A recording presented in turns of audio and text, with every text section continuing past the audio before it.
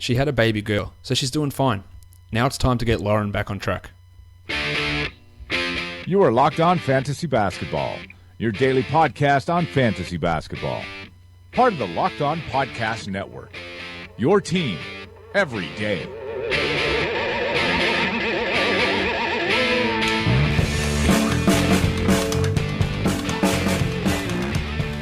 Hello and welcome to the Locked On Fantasy Basketball podcast brought to you by Fantrax and Basketball Monster. My name is Josh Lloyd and you can find me always on Twitter at redrock_bball, so I suggest you go and follow me over there. We're back with another of the season preview podcasts. Today's season preview podcast, we're going to be looking at the New Orleans Pelicans, a team that was injury struck. Maybe that's a little bit light of a term to use last season, and at this point in the off season it doesn't appear to have gotten a huge amount better. There's a few things to talk about. We're going to get straight into it here, and I am joined by Mason Ginsberg of Bourbon Street Shots. Mason, how are you? Doing well, thanks for having me. It's good to have you on, Mason, because there's lots to talk about with this team. A team that was, as I said, just Alvin Gentry in his first season in New Orleans had a lot of things go wrong. Some of it was self-induced, some of it was stuff that was completely out of his control with injuries, and I'll get straight into it. I'll get straight to the first question. Can we trust this Pelicans medical staff? Yeah, that's actually probably my least favorite question, so I'm glad we started off with it. Okay. Just because I hate to make assessments on things that I'm not knowledgeable about. Like, clearly, there are plenty of people who know more about basketball than me, but I know nothing about medicine. My dad's a neonatologist, so he can tell me some stuff. But as far as sports medicine goes, I don't know that much. And obviously, what we've seen over the past couple of years doesn't look good. But I'm very hesitant to blame the medical staff when I really just don't know enough about the field to comment. I mean, like I said, each person is free to draw their own conclusions based on what's happened. There's obviously, there's been some recurring injuries that you wonder what could they have done to prevent the same injuries happening over and over again. But by and large, people are free to make their own assumptions. But I try to be more conservative on that front. Well, let's use a different meaning of the word trust then. Do you trust when they come out and tell us something and it gets relayed through the coach or the GM, whoever, do you trust what they say? Because last season we had Quincy Pondexter upgraded. He's going to be questionable, and then the next day he was out for the season. Anthony Davis, he's doubtful to play. No, he's questionable to play. Yeah, he's probable to play. Didn't play again for the rest of the season. Is this deliberate misdirection? I completely understand the mistrust on that front.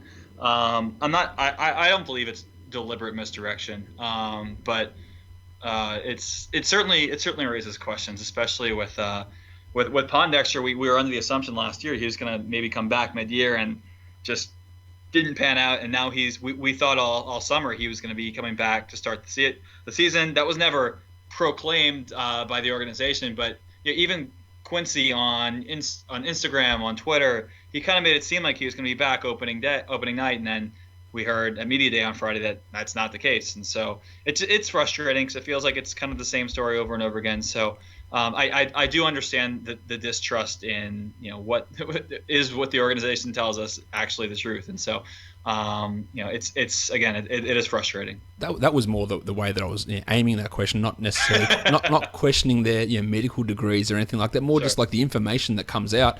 We can't put any trust in it because you talked about Pondexter. He's a great example because that last year was weird. He hadn't played at all. He's coming back. We're upgrading him. He's going to play. He's gone for the rest of the season. And now we find out he won't be ready for the start of the season. He might be November. It could be December. It could be January. This injury seems to have been going on for years and years at this point, and we just never seem to get a clear indication of what actually. We know it's his knee, but we don't when's the recovery, and it never seems to work out at the same time that they mention it. So that's what I mean more by trust, is that when you hear a report come out from the Pelicans that this guy's going to be out for this long, then there's a lot of grains of salt that I throw in with that sort of stuff, because we just never know what any of these reports mean with this team, and it's definitely frustrating from a fantasy point of view because we don't know. The next guy that's in that same boat is Tyreke Evans. We heard Alvin Gentry over the off season say, and pointedly use the word if Tyreek Evans plays this season. Now, we expect him to play, but the fact that a coach would come out in August and say, oh yeah, if we get Tyreek back, it raises a lot of alarm bells for us, because you'd have to say, when is the correct, when Tyreek comes back, not if he comes back this season, because the season's 6 months long. He's had 3 knee surgeries in the last 9 months. What is this meaning for Tyreek? Are we ever going to see him back again, ever back at full health, or is he potentially going down the path of, say, a Brandon Roy? It's hard to say with Tyreek. I think that all stems from last year. He didn't really mesh with Gentry all that well. And obviously the injuries took their toll. He had 3 knee surgeries in a year. And they also, on Friday mentioned that he was dealing with a blood clot in his calf to make matters worse. And so obviously with everything that's happened with Chris Bosh, we know that's that can be a very touchy subject. And so there's just a lot of health concerns with Tyreek right now. And there's just, I think, when Gentry says if he comes back, I think it's more of we just don't know when that's going to be. And then furthermore, I'm just from a pure basketball and team construction perspective, I'm just not sure he's going to play another game with New Orleans. I mean, I think there's a chance that if he gets back healthy and playable, then the team may try to move him. He's in the last year of his contract. I don't think, based on the moves that took place this offseason for the Pelicans, that they were done with Tyreek Evans in mind, even to be on the second unit. And so obviously if he can come back and play and Gentry finds a role for him, that'd be great. He's obviously a solid NBA player. Different people may look at him differently, but there's no question that he can contribute and help an NBA team. And so it's we'll see how it goes. But as of right now, it's just up in the air when he'll be ready to play basketball again. He's definitely a guy that's, from a fantasy point of view, he's productive when he gets out there. If he plays 30-plus minutes, we're talking top 50, top 40 numbers. Good rebounding, good assists, good steals. He hit threes at a pretty significant rate last season. He scores, but it doesn't always mesh well in terms of basketball on the court. And what you said is true in terms of the other players coming in. It's just hard to find where he sort of fits in on this roster. So to me, if you're looking at him in drafts, he's a guy that you pick in the last couple of rounds. You put him in your IR spot and you see what happens, but you have no trust in him actually getting back and playing full minutes or doing it in New Orleans or wherever he's going to do it. We just have no idea at this point. I've got him tentatively projected to come back some point in December, but as I mentioned earlier with the Pelicans, we have zero idea whether that's going to be, he might be the first week of November, he might not come back until February. We've just got no idea when we're going to see this guy, so there's no point in picking him at his peak value, which is, again, top 50, because we don't know when you're going to get that sort of number. So under no circumstance should you ever be looking at him in that sort of situation. He's a guy that you pick in the last couple of rounds, stash him if you have an IR spot, and that's it, because everything that you said there about he might not even play for this team ever again is significant, and we don't know what sort of situation that's going to mean for him moving forward. Anthony Davis is another player, Mason, who he cops the wrath of fantasy owners everywhere. I'm sure you hear it in terms of Pelican fans as well, and it's something that it really bothers me a lot when Anthony Davis is referred to as soft, because he's not, in my opinion. He suffered a fair few injuries, a lot of misconceptions about Anthony Davis to me out there, especially in the fantasy community, in terms of his injuries, and people will be like, I don't want to draft him because he's never there in the fantasy playoffs. Well, he's in 4 seasons, he's missed. The only time he's missed the fantasy playoffs was last season. The other times when he has been shut down, it's been at the end of April, and fantasy playoffs should always end before then. Last season, he was battling those shoulder and knee problems. He's come back. He says he's put on weight. What do we expect from him? I've got nothing to base this on, but in my gut, I think that Davis has a pretty decent bounce back season. I think he can actually stay healthier this season. How do you view him, and do you think that the Pelicans, given that he's back healthy now, given that he's put on this extra weight, is that something that they're going to be looking to use him more at center this season, do you think? I do. I'm not sure if obviously, I think Anthony Davis is just still a growing player. I mean, he's 23, 24 years old. I mean, he's still growing into the, whether you want to call it, your athletic prime in your late 20s. Like, he's still getting there. And I think, I think Gentry used him in a lot of lineups with Ryan Anderson last year. I think the numbers may overstate the amount of minutes at center he played. I think Ryan Anderson, while he was a power forward in that lineup, by name, I think Anderson guarded the centers more frequently than Davis did. But I think that's gonna change. I think AD, apart from maybe the biggest guys like the Dwight Howards and the Andre Drummonds of the NBA, I think maybe AD doesn't play as much center against those guys. But I do think he'll get solid minutes, at the 5 for New Orleans this year. I think the addition of Terrence Jones, if Terrence can bounce back from injury the way he played a couple of years ago, AD and Jones play together at Kentucky. They've got some chemistry, and I think they could be a very solid front court combo. So I think that's – and then you've had even Gentry in Media Day on Friday mentioned Solomon Jones playing some minutes at the 4. And so I think you're going to see – there's a lot of evidence to support the fact that AD is going to play more minutes at the 5 this year. I think he's going to have more – I don't think his numbers declined too much from the year before. I think his efficiency declined, but that was because there were a lot of injuries surrounding him, and it made him even more of a focal point and then B, just after the season he had 2 years ago, he was considered a top 5 player in the NBA coming into last year, and he just got more attention for that reason as well. So it was just kind of a double whammy, and teams were throwing doubles and even triple teams at him, early in the season, and he had a tough time getting going to start, but he's obviously one of the best players in the league, and I think he's going to have a nice bounce back year of sorts, but I hate calling it a bounce back year because I think he was still pretty darn good last year. Yeah, you have to be pretty good to put up a 59.20 rebound game as he did last season. Not many players who aren't good are able to do that sort of thing. But yeah, there is obviously concerns with him leaving games early and playing part of games. But to me, he's a guy that I would consider with the 5th pick in fantasy drafts. Plenty of people, and this is an issue across all fantasy situations, is that once a guy gets injured in the season before and people are well off him. Like, I don't want anything to do with Davis. He killed me last year. He's always injured, and they tend to exaggerate those facts. That's why I want to make sure I get these sort of things out there. Yes, he hasn't played 70 games in an NBA season before. He's also never played less than 60, so he's in that range. He needs to get up to 70. I think that he does have a bounce back this season. The efficiency thing you mentioned, it also partly because he started taking threes, so that dropped his overall efficiency too. The concern in terms of double teams and triple teams with injuries, that could potentially start off the same way this season with no Tyreek and no Drew Holiday around as well. Do you think that the supporting cast that's been brought in can alleviate that somewhat to start this season, or do you think he's going to be under that same sort of extra stress to begin the year that he was for most of last season?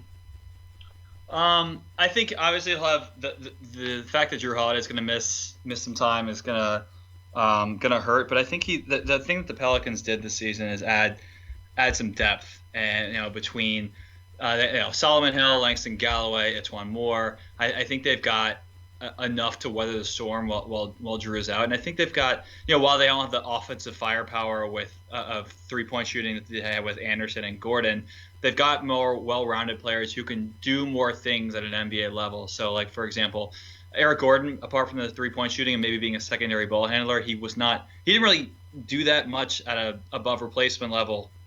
Just period. And so the Pelicans added more guys that can, handle the ball, that can pass, and so they can run Gentry's system better. And so I think that alone will give AD a little more room to operate and a little more space to succeed. And so, obviously, again, they're not going to be able to space the floor quite as well, but I think they've got players who can really do more things offensively that can help AD get some open looks. Well, we'll talk about the players they brought in. We'll start with the NBA draft, and we'll talk about offensive players who can space the floor, and that's the idea behind drafting Buddy Hield at pick 6. Now, he had a challenging summer league. I think that's fair to say. He put up some points, but he didn't look great in doing it. His efficiency was well down. How do you see Hield projecting this season? Do you think that he is a day one starter? Do you think that he's a guy that closes games? Like how is he fitting in with this team, do you think? So with Buddy, it's going to be. I think we need to temper expectations because I think people are projecting a little too much for him just because he spent so many years in college, and people think, oh, he's going to be ready to come in and just make an instant impact. And I think that's true to a point. I think obviously his 3-point shooting is a serious threat. He's going to be able to space the floor. But defensively, very few rookies are even average defensively their rookie year, and there's no evidence to indicate that Buddy's going to be any good defensively, at least in his rookie year. So from a fantasy perspective, I mean, I think he's going to get real minutes, especially with Drew out. I think that increases his value by itself because he's going to play more minutes. Even if I'm not sure whether he's going to start or come off the bench. I thought with Drew, he was the surefire starter alongside him. But if Tim Frazier starts at point guard, is Buddy the right guy to put at starting shooting guard? I don't know, but I'm not sure it matters because he's going to play a lot of minutes regardless. So, I think he's a good guy. You're going to see even a decent volume in terms of scoring. I'm not sure what else he's going to really be able to contribute from a stat line perspective, but he's going to get threes. He's going to put up some points. So I think there's at least some value there to be had. Yeah, to me, he's a late round sort of player because he's going to shoot threes. He's going to score a bit.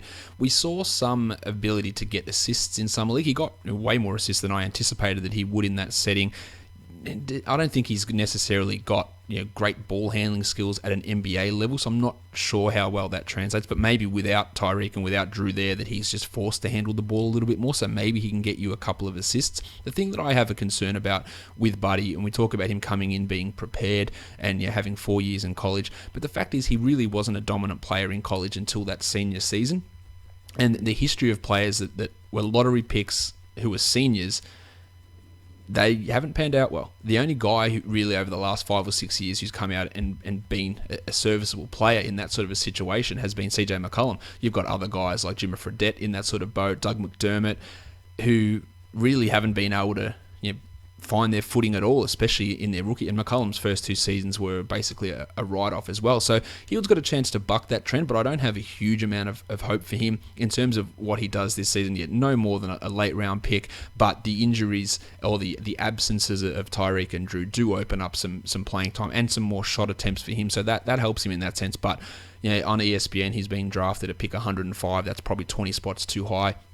And for me, I wouldn't be going that high because I just, as you mentioned, the contribution across other statistical areas isn't necessarily going to be there with Hield. The guy that the Pelicans picked in the second round is a player I am really interested in. That's Sheik Diallo, the big man out of Kansas who barely played at Kansas, so we didn't get a huge chance to see him. But in high school, he was a McDonald's All-American who was, I think, the MVP of the McDonald's game. He looked awesome in summer league, I thought as well. I thought he played really well, but in terms of his spot in the rotation this season, Gentry's come out and said he's going to have to work for it. He's not going to be probably in the rotation early on. Do you think that is just Gentry saying that, or do you think that Diallo is just that far behind in his development? I don't know if it's either. I think he's just a raw player who is not ready to be to get major minutes from day one. He looked really good in summer league, but a lot of players have also looked really good in summer league and not panned out. So I am optimistic. I like him. He was a very highly recruited player coming out of high school and just didn't mesh at Kansas. But I think he was a solid selection. The Pelicans obviously really wanted him because they traded 2 second-round picks to move up a few spots to get him. And so I think he's going to be a guy to keep an eye on. But as of right now, I don't see him as a major factor for this Pelicans team. But it'd be it depends. I mean, what Gentry can get out of Ajinça and Omer in the center position. If he doesn't like what he sees from them, maybe he does give more minutes and give Diallo a shot. But right now, it's kind of a wait and see approach. Yeah, that was exactly the point that I was going to make. Is that the guys in front of him, Ajinça and Ashik, they're not all stars, they're not stars, they're not even good players really at this point in their career. So it's not like he's got a defined roadblock in front of him. Like, there's no way he's playing ahead of these guys. If he comes out and surprises, by February, maybe he's getting into the rotation and playing more minutes. But he's more of a guy that I look at in a dynasty setting. I think his game translates really well to fantasy. He blocks shots at a high rate, he gets rebounds, he can get steals. He shot some threes in summer league. Don't know how realistic that's going to be. But his game does translate really well in a fantasy setting, but it might be 2 years away before he's really even considered a top 100 guy. But again, you look at the guys that are in front of him, unless they commit to going Davis full-time at centre, then Diallo's got an opportunity to step into a bigger role if things come his way. So he's definitely someone I want to see how he looks in this season, but we probably won't get much of a chance to see it pan out until maybe the end of the year. Then he starts to get a little bit of extra playing time in that situation. Now, we've talked about the free agents. I've been reading some things, and I disagree with them from some point of view, that people are looking at the Pelicans saying they've had one of the worst free agent classes of all time. I completely disagree with that, Mason. What do you think of the group of free agents that they brought in as a whole? I think that they grabbed undervalued players. They might have paid a little bit much for some of the guys, but they fit exactly what they need to do, and these are all players with significant room for growth in their game.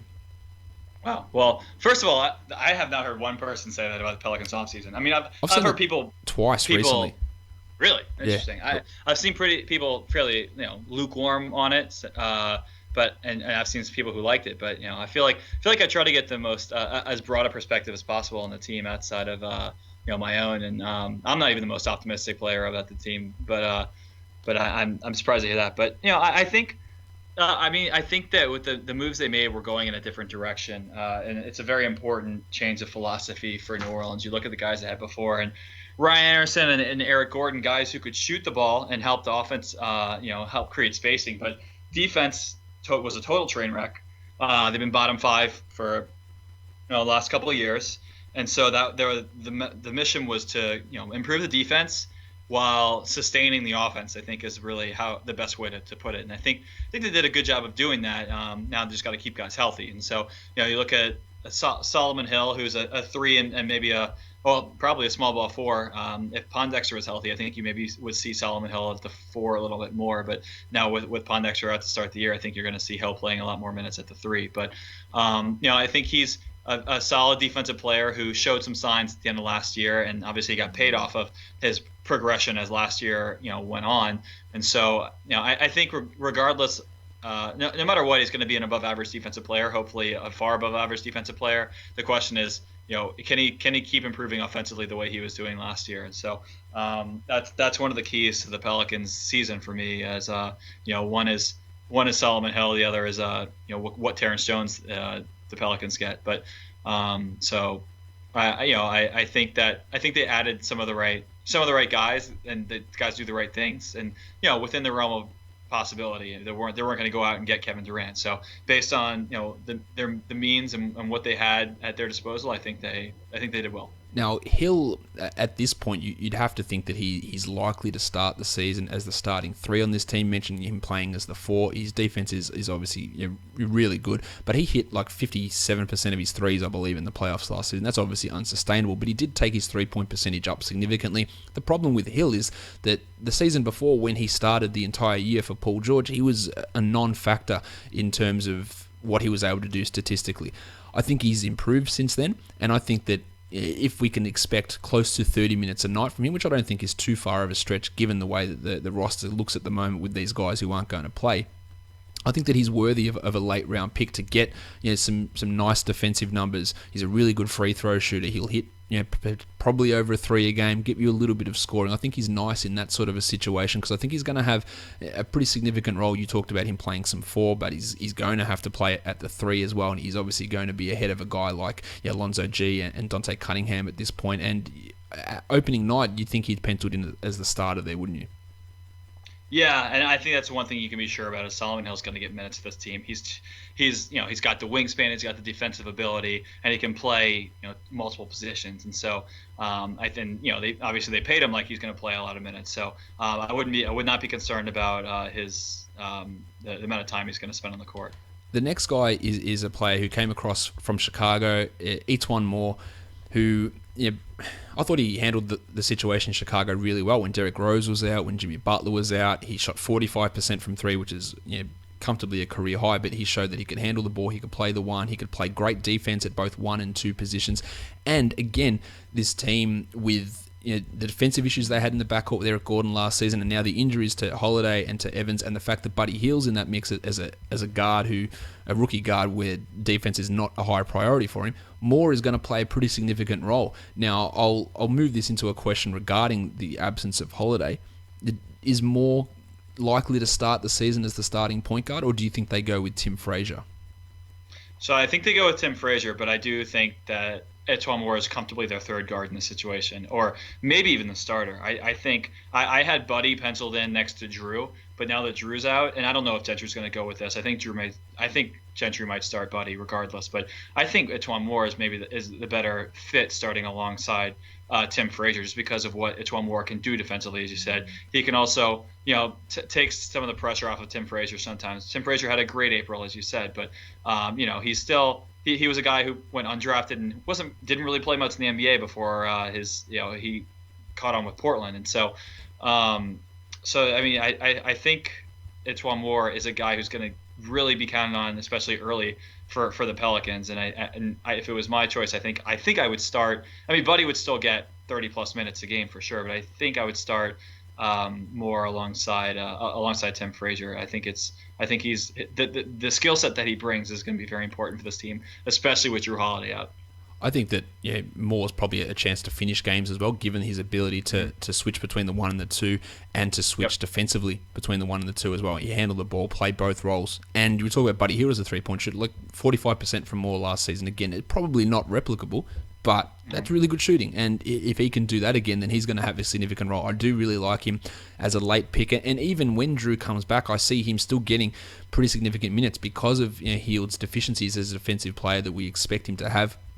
He's going to have to play minutes for him, and it's not going to be Buddies out there playing 35 minutes a night. Like, Moore's going to come in situations where Hield is getting roasted by opposition guards, and they're going to say, well, we need to shut this down somehow. So Moore is going to be in that situation, and there's been lots of talk from him over the last couple of weeks saying that, over the preseason, he's been working a lot on his ball handling and working on his point guard type skills. So I think he's going to be used in that sort of role quite a lot. Now, the Frazier situation is interesting. He put up some really good numbers to end last season. I don't think he's the same level of player as what Moore is, but he's definitely a really good distributor of the ball. And both of these guys are worthy players that you pick in the last round of a fantasy draft, because when Drew's not there, if whoever gets 28, 30 minutes a night of those guys is going to be useful. We've seen what Frazier could do. He can give you 6 or 7 assists in 30 minutes, which he did at the end of last season. Terrence Jones is a conundrum. I think that's probably the best way of putting it. He was an abject disaster, and if you ever want to talk about people who, this concept gets floated around a lot, Mason, of people in contract years. He's in a contract year, he's going to have a big year. All you got to do is just say, well, how about Terrence Jones in 2015-16? Because he had a contract year and had one of the worst seasons anybody has ever had, basically.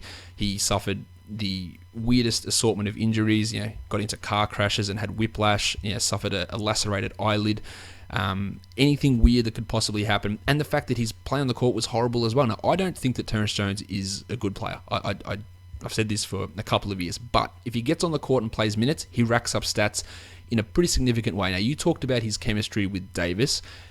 Do you think that there's a real opportunity for him to bounce back in a different situation here, playing in a different team with different players?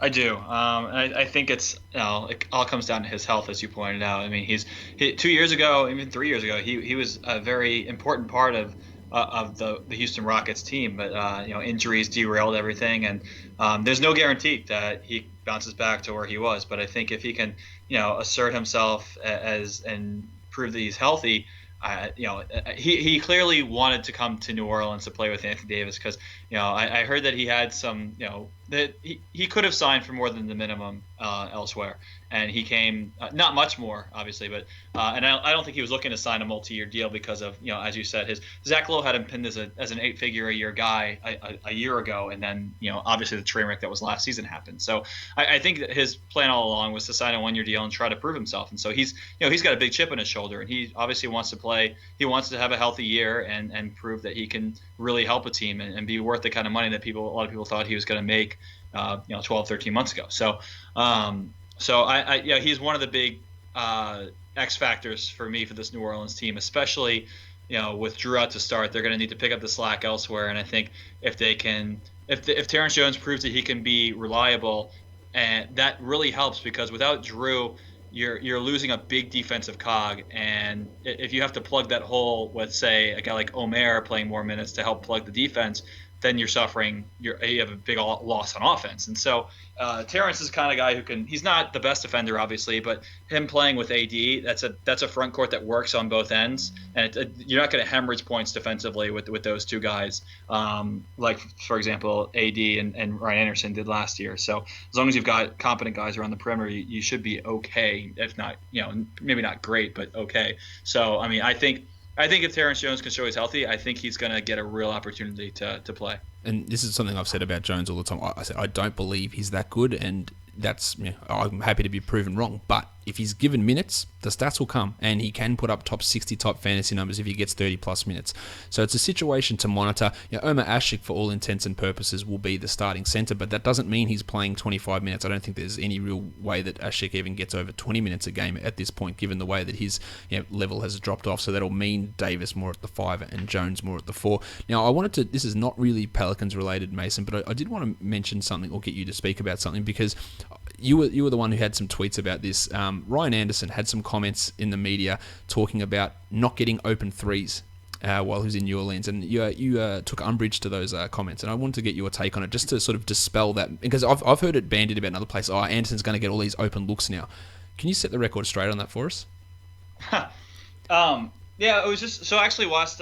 He was asked about that today at practice, or today or yesterday or something, and he kind of cleared up and made it a little more palatable. But he was essentially saying that he's getting a lot more looks in pickup games, or he's going to get more looks playing with the Rocket, open looks and the Rockets than he ever got with New Orleans. And I mean, last year he shot 353s, I believe, and 90% of those via NBA stats were either classified as open or wide open. So I mean, he was getting open, he was getting looks, and if he wants more as a higher volume 3-point shooter and Mike D'Antoni fast-paced offense, I think that could be the case. But what he said today that was interesting is the process of getting open, I think, is what he was trying to refer to, or maybe he was just backtracking. But he was just talking about the ability to kind of, when he was in New Orleans, for example, he was frequently in the 6-man role. This is kind of how he spun it, and he was the focus of the defense when he was in. Even though he did play significant minutes with Anthony Davis and with some of the starters, the first few minutes he would play in every game was in that 6-man role. So it was more about the process of him being able to get open and get through screens and that sort of thing. Whereas now in Houston, I think he believes that that's going to be much less of an issue. So I can kind of see where he's coming from there. But as far as getting open looks in New Orleans, I mean, I don't think the stats lie there. I think he was able to get plenty of open looks. I just wanted to get your clarification on that, because I saw him say it, then I saw your responses to it, and it was interesting, because it is often narratives just get thrown out there and accepted without necessarily looking into it. So I just wanted to get that out there while we had you on the show. Now, Lance Stevenson, another player who, like Terrence Jones, is a real fantasy darling. Going back to his 2013-14 season, we all know it. He led the league in triple-doubles, and I've always said that's overrated. I didn't really care for that. He wasn't an awesome fantasy player, and he has been an abject disaster since then. He's now recently signed with the New Orleans Pelicans, minimum contract. Does he make the final roster? So I think it's highly correlated to Drew Holiday's timetable, and that's obviously a mystery at this point. I can tell you that Lauren Holiday had their baby last Tuesday, and surgery is projected to happen for Lauren's benign brain tumor 4 to 6 weeks following the birth of their child. And so it's really anyone's guess on when Drew Holiday is going to feel like he can return to playing basketball. And so if the Pelicans think that Drew will only miss maybe the first 3 weeks or so, I think the odds of Lance Stevenson making the team go way down. But if they think Drew's going to be out for a decent amount more than that, and Lance Stevenson proves himself in camp, I think they'll find a way to keep him, because he can handle the ball. That's the one thing they were going to be really missing without Drew, is apart from Tim Frazier, a guy who can really handle the ball well. We talked about Etoile Moore being capable, but they're short on guys who can do that. And so, I think, and obviously they already have 15 guaranteed contracts, but if they feel like Lance Stevenson is a necessity, and with Drew being out for a while and he can help them, then they'll find a spot for him, assuming he has a good training camp and a good preseason. Now, that's a big assumption given how bad he's been. Now, people say, he looked good in Memphis last season, but I'll throw this out to you. Yeah, okay, he played in Memphis. We talk about New Orleans injuries, and Memphis he used 28 players through the season, and Stevenson still couldn't play 30 minutes a night in Memphis. He was getting minutes taken away by Jordan Farmer, by Xavier Munford, like Breonte Weber, Ray McCallum were playing minutes over him, and his minutes continually declined as the season went on in Memphis, which is not a great thing considering they're just picking up random guys off the street to come and play in the team, and Stevenson still couldn't go out there and demand to put up big numbers and play big minutes ahead of these other sort of players. And the fact that Memphis didn't want him back, yes, his team option was not a great contract, but in this salary cap explosion, it wasn't terrible. They could have brought him back. They could have even brought him back on a smaller deal after they declined the option, but no one showed any interest on bringing Lance Stevenson in basically until New Orleans did it a couple of weeks back. If he did make the roster, who do you think would miss out of these 15 guys?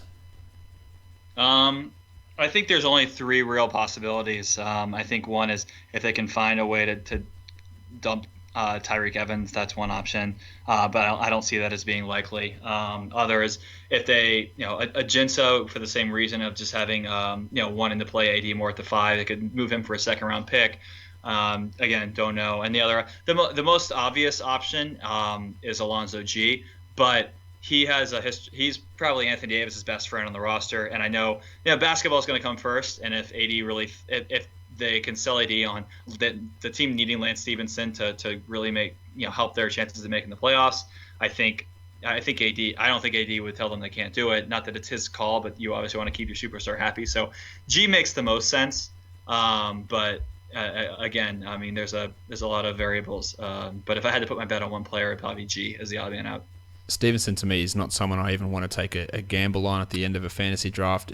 We've seen enough we've seen one good season from him that wasn't even as good to me as what other people made out that it was, and we've seen just lots of terrible seasons since then. His situation, we don't know if he's making a roster. There's plenty of other people I'm picking him with my last pick, unless I'm in a league that goes 20 teams deep, then maybe I grab him in that situation, but I'm definitely not looking at Lance Stevenson and being interested. Langston Galloway was an interesting one to me. I don't know why the Knicks rescinded his tender. I don't know why they didn't bring him back, given how cheap the contract was. He comes to New Orleans now. The talk is that he is going to be more exclusively as a 2 rather than playing some point guard, which he did in New York as well. He sort of fits in behind Buddy Hield, and I think that the way that they would want to run it, if everything was healthy, they'd have Drew and Buddy, and then each one behind Drew, and then playing a little bit of 2, and then Galloway as the backup 2 guard. How do you think that signing? Did you like the signing? What sort of role does Galloway look to have this season?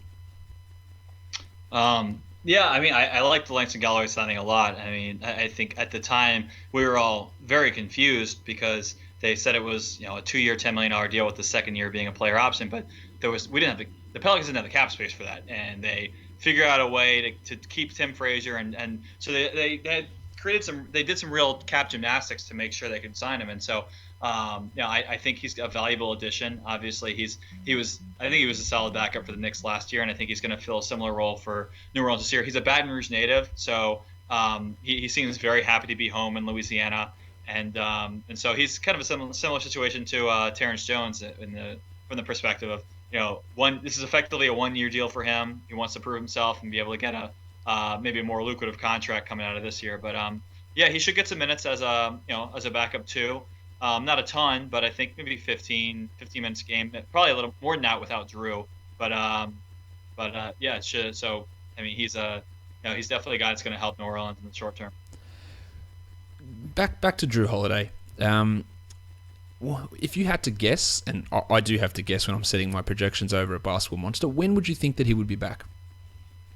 So the most the estimate that I've heard most frequently is mid to late November. Okay. So about a month is. I mean that could vary. Could be a little shorter than that. Could be a little later, but I think around the end of November, so maybe a full month, I think is where you should probably put your projections on Drew. It's tough because the Pelicans play. I was looking at this about a week ago.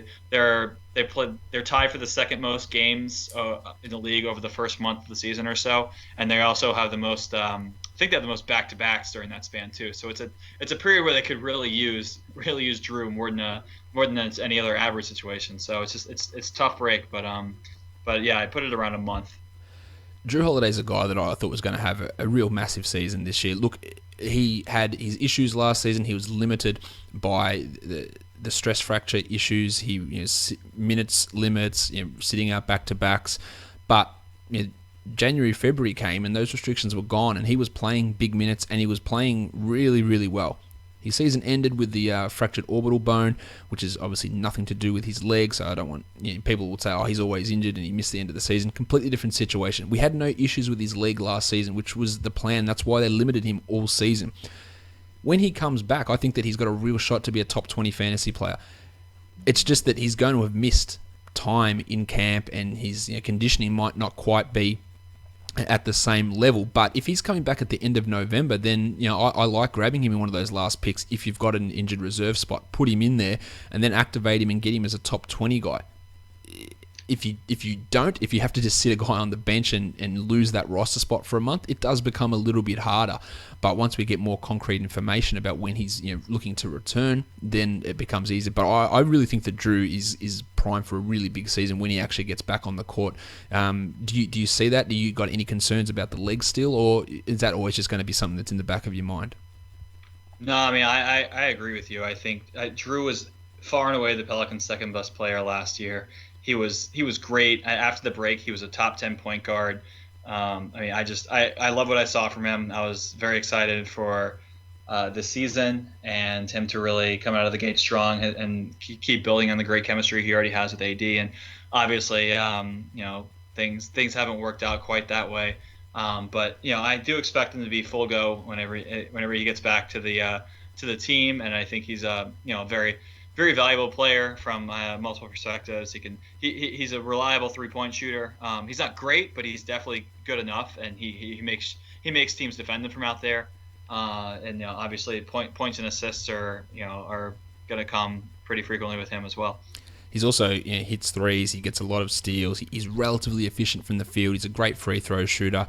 He is really like a top-notch fantasy guy. And again, if you can have the stomach of picking him towards the end and stash him in a bench, an IR spot, then it's going to work out really well for you. But you just got to look at your individual league settings and work out how that all fits together, because where we might not see him for a month, we might not see him for 2 months. Like, who knows at this point exactly how Lauren's recovery is going to go, and that's what it's all related to, because he's needs to take time off to look after not only his wife but his newborn baby as well. So it's all very dependent on how her recovery goes, and we just literally have no idea at this point how long that's going to take. Mason, who's your breakout candidate on this team?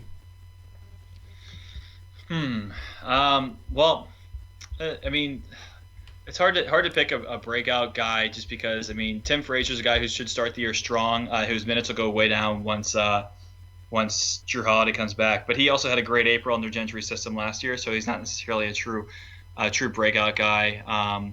Etuan Moore should have put up similar numbers to his role in Chicago last year, with the threes and hopefully a couple steals a game. I guess Terrence Jones is a good flyer, I think, on a guy who could end up getting way more minutes and have a real big bounce back season relative to last year. It's I think you kind of know what you're getting from a lot of these New Orleans Pelicans players. Solomon Hill, I guess, is a wild card, because you really don't know what you're going to get from him offensively. So if he can continue the upward trend that he was experiencing in Indiana last year, that's a decent buy low candidate, I guess, because he's going to get the minutes to produce. He's just got to do it. People said that about Al-Farouq Aminu for New Orleans a few years back, and that didn't work out very well for him in New Orleans anyway. So just all depends. But those are the guys I think to watch in particular. I want to talk about Omer Ashik for this team, because he was pretty poor. I think that's fair to say over the last couple of seasons. That contract, we know, is somewhat of an albatross at this point. Is there any way that he gets 20 minutes a night with this team, or is he just really just a situational type starter? Look, we know he's a good rebounder, but he's he's a good defender, but he's a poor shot blocker. He's a poor free throw shooter. He's poor offensively. He doesn't get steals. He doesn't get assists. His real one skill is rebounding. Can he get 20 minutes? I mean, per game on average, no. Yep. But I think situationally he will. It just depends on the matchup. I think Gentry's still going to shy away from putting AD up against the biggest centers in the league, and maybe if Terrence Jones proves himself again, maybe he puts Terrence Jones on those guys. But I think he's going to get starting minutes, and against some of the teams where they have, or not starting minutes. Sorry, I think he's going to start, and I think he's going to some games he may just play the first 6 minutes of each half, and you won't see him again. Whereas there may be a few games where they think he's valuable, and he really does help them on the offensive glass too, when he's in there and when he's healthy. And so he has other skills apart from just defending the paint. Not obviously he can't shoot at all, and he's not really good with the ball in his hands at all. He can't catch either, really. Yep, that's true. But he can rebound the ball. He's actually a very good screen setter, so he can help the offense in that regard. It's not really helpful for fantasy basketball, but it's just going to be situational for him. He'll get maybe a dozen minutes one night and maybe 20 another, but not a ton really in any situation. I want to get your thoughts on a guy that I've really liked over the last couple of seasons, and at the end of last season when he was given the opportunity, again he produced at a pretty high level, and that's Alexis Ginsberg. What's missing with him? Like what's the issue with him that he can't get more minutes in a situation again where it's just Ashik that's really ahead of him in that rotation? Why can't he establish himself in a bigger role? So 2 years ago, he really started to flourish under Monty Williams. When he first came on with New Orleans, he looked good, but his foul rate was just so astronomically high you couldn't play him for long stretches because he would get in foul trouble. Whereas now he just really didn't have work well in Gentry's system last year. He's just not mobile enough. He can stretch the floor and knock down a 15 to 18 footer, but he just didn't move the way he needed to be able to move up and down the court. And so he's been working with a running coach this offseason. So the hope is that he's improved in that regard and he can be more of a factor. I know he's motivated. He really wants to be more of a factor for New Orleans. And he's got, he's 7'2". He can rebound the ball decently well. He gets blocks. So it's just about the fit and whether or not he can be agile enough defensively, and then really work into the offensive game, because he can make a jumper, and his free throws for a center are, I think, pretty strong. So it's just a question whether he can earn Alvin Gentry's trust. Yeah, that seemed to me the big issue is just Gentry just didn't want to use him. But at the end of the year, again, before he hurt his shoulder, he was putting up some really big lines in decent minutes. And he's an 80+% free throw shooter, which, as you mentioned, is great for a big man. He blocks shots, he can get some steals, he gets rebounds, he can score. And he's a guy that if the opportunity is there and they're forced to play him 28, 30 minutes a night, then he's a guy you own in every single fantasy situation that you can, because his per minute stats always look great. He always produces in that situation. But again, that doesn't mean anything if Gentry just doesn't want to play him, and that seems to be the case. He's going to have to work a bit on that, but he is someone that I do really look at as a player that I know that if the opportunity comes, he's going to be able to produce. It's all dependent on whether he actually can get that opportunity. Now, we also saw a lot of Dante Cunningham last season. We're probably not going to see that much this season, are we? No, I think the hope is that Terrence Jones can eat up most of those minutes. I mean, I like Dante as a tweener, a 3 or backup 3 or 4. He started shooting threes last year, which he hadn't done in his career, and he didn't shoot them at a very high rate. I think it was in the low 30s. But if I'm assuming he's working on it again this year, and if he can keep ratcheting up that 3-point percentage, then all of a sudden, he's a guy you can play at small ball for, especially with or at 3 with Quincy Pondexter out and give him minutes. But the question is, how many guys does he have in front of him, and how many minutes can he really get? Even if he was a guy to get 30 minutes, he's a guy that would barely crack the top 200 in fantasy. He's just not a contributor in that sort of a sense. Yeah, low usage guy, just doesn't do much. He's not a great rebounder either. He just doesn't do a huge amount in that situation. So he's not someone that we need to pay too much attention to from a fantasy point of view. What's your bold prediction for this team, Mason?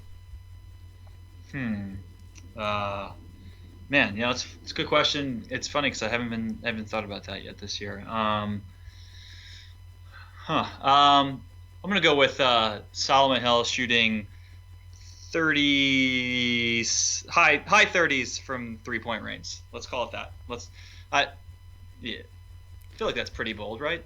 Yeah, look, that'd be sustaining the end of the season 3-point percentage that he had last year. So let's go with that. I've got him projected at 33%. So yeah, it's obviously going ahead of that. And look, he could comfortably do that because we did see it in a very small sample at the end of the season, but he looked good doing it. And I think that Solomon Hill's a guy that's going to surprise a lot of people this season and going to be that back end of a fantasy roster type of player that I'm very happy with drafting with one of those last couple of picks, because as you said, the role is going to be there for him. The minutes will be there, whether that's at the 3 or the 4. Defensively, he's going to be relied upon. If that translates into 1.5 steals, 6.5 rebounds, 1.5 threes, 12 points. It's still really useful in fantasy. And if he gets his field goal percentage up to 46-47%, which is not crazy given that we're talking about a guy that's now in his 4th season, which improvements still do come with these guys. He's going to be a really useful guy who could crack the top 100 in that situation.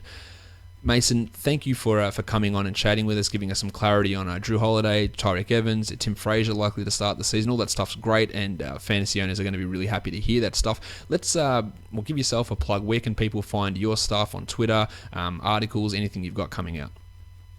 Yeah, so I wrote for Bourbon Street Shots. It's the ESPN True Hoop Network affiliate for the New Orleans Pelicans, and been a kind of a slow last month or so with being in the depths of the offseason, but we're really ratcheting up things now. Got a lot of great writers on our site who are putting out some pretty great content, great podcasts too. So make sure to check out bourbonstreetshots.com. We've got a lot of good stuff for the Pelicans coming up this year.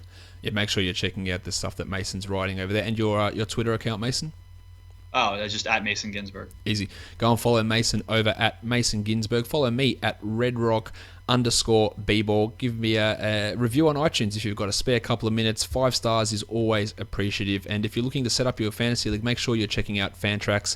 They're the best option to set up your fantasy league. And of course, you guys know about Basketball Monster by now, so go and check that out and check out our articles and projections and all that stuff happening over there. Mason, thank you very much for coming on. Yeah, absolutely. Thanks for having me. Thank you so much for listening, everyone. See ya.